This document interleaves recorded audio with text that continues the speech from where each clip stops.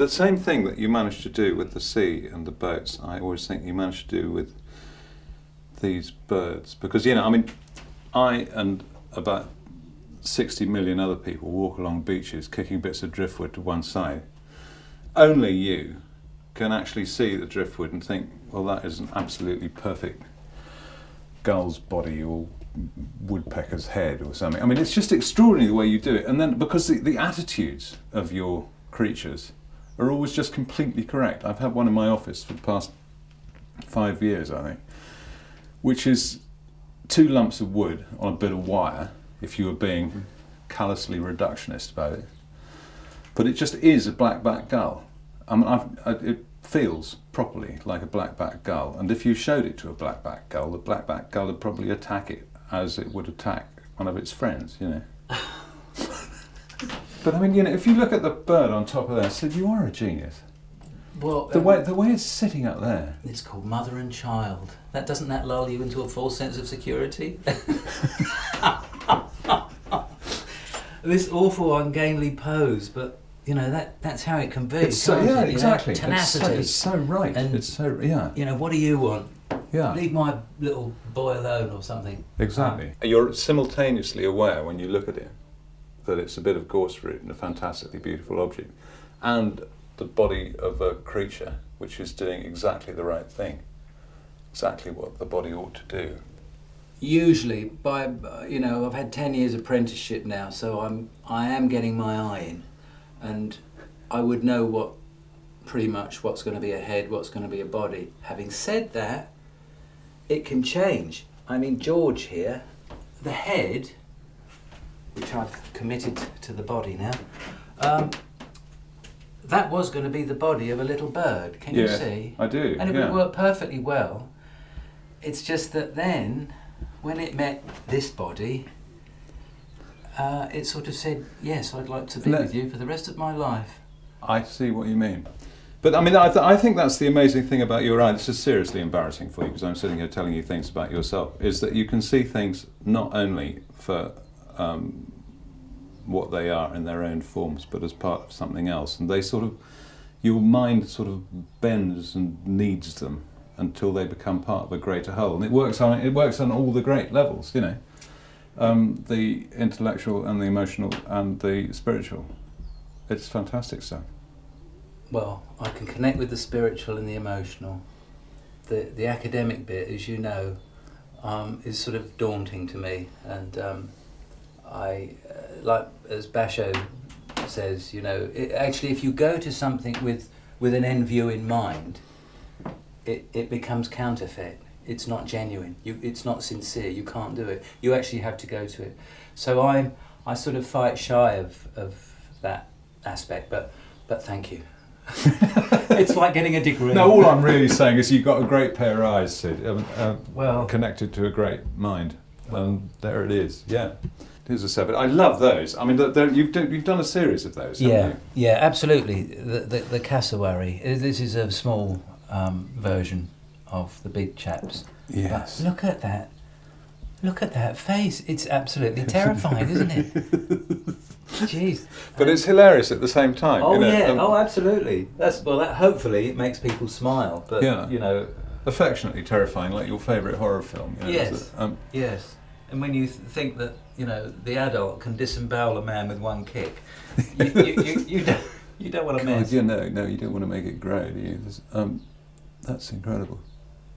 That really is incredible. One of the many perfections of your stuff is that the legs always hold the rest of the body in that fantastic attitude. I've looked at some of your bird pieces for 3 or 4 years every day. Sometimes you look at a work of art and the rightness wears off after a while. Yours just get righter and righter. It's extraordinary. You're very encouraging, Sam. I shall continue to fine. make... When I don't get this is all very anti-Basho, actually. I should be sitting here grunting and saying, try to do better next time. You know? That's right, yes. But I can't say that because I don't mean it. Well, think of the bonfire. I mean... Stop now. Just cease. What is this thing with a bog brush and a bit of pot boy That's on called it? wash and brush up. I was moved to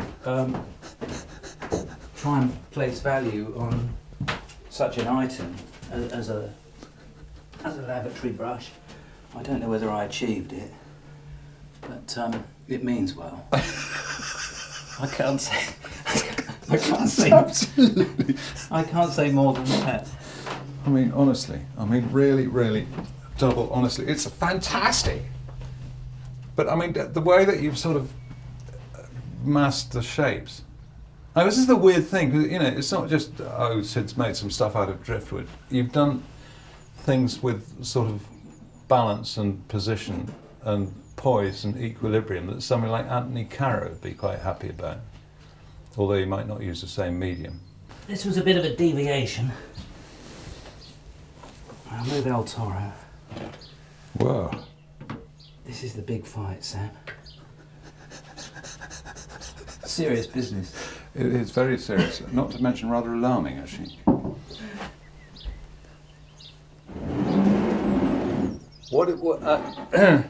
Have you any? Is that a chameleon?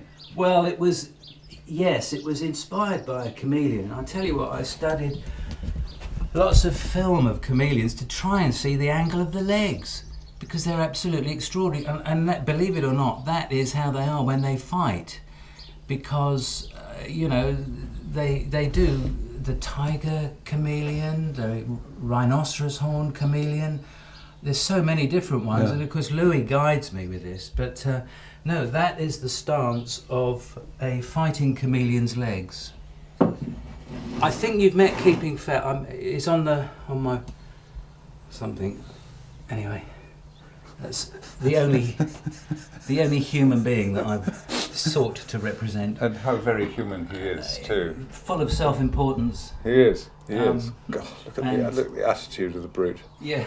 The way he won't point his toes when he walks. He's too posh to point. It's very, very funny. And his smile is so extraordinary.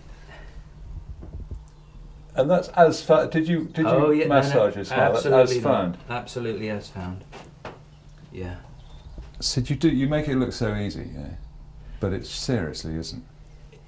Do you know boxers, when they're an orthodox boxer, so in other words he leads with his left, yeah, but then he brings up the big right, they always drop that left shoulder, okay, before they bring in the big right hook or the uppercut or whatever. Yeah. So whether he's a retired boxer with a nose like that, he could have been through the wars, couldn't he? I love, because I was listening to a service from Normandy Beaches, and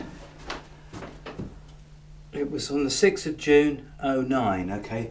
It was Louis's 14th birthday, and he was planting an oak tree to commemorate the D-Day landings. And I looked down,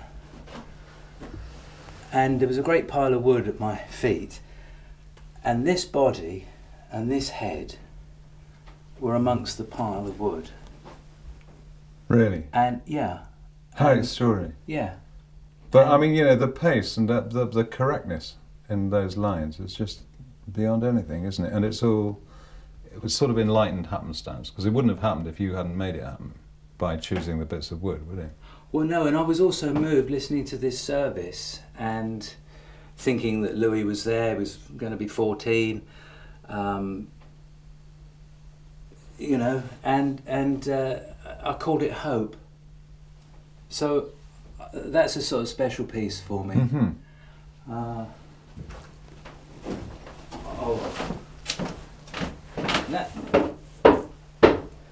Having been serious, this is the silly side of Sid.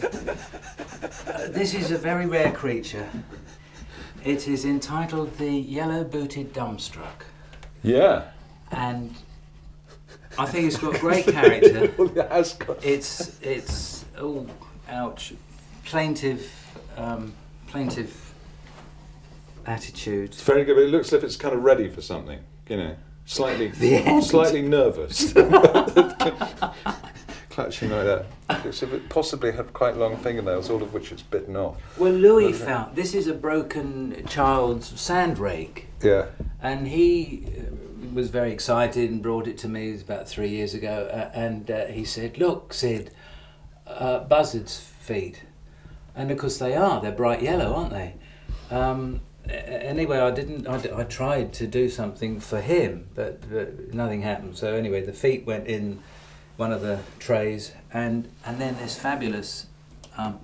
Is this to stop a boat trailer rolling down the slipway or something? But look at this colour. Isn't it great? I don't know whether it goes or what, but it does for me. Yeah. And these are its head and beak and eye are formed by, I think, the remains of a pair of secateurs. So Indeed. it's cutting edge. Absolutely barking mad, but there's such a lot of personality and character. And given that there's never been an animal like that by land or sea, you can get absolutely into what it would be like to be inside the head of an animal like that. It's an uncanny thing that you're doing here, Sid. Well, the great thing is, as I know you'll agree, Sam, nature's done everything, does such extraordinary things. One cannot make anything too extraordinary because, it's done time and time again. Well, so yes, that's quite an interesting thing to say, though, because what nature does, if you believe Mr. Darwin, is to subject things to a process of sort of whittling down by evolution and natural selection and one thing and another. What's happened to these creatures is that the random stuff has arrived on the beach, and Sid has, in a godlike manner, subjected them to a process of unnatural selection, or natural selection in your head. And so you've arrived at various new life forms here, which are extremely significant. I'm glad we've got that on record.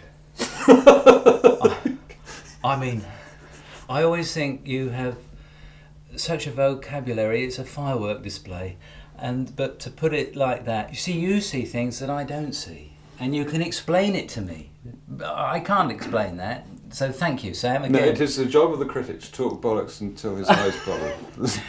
Well, there are. Good luck with that one. That is the. That's a beauty. That is the portrait of the artist as an old bird.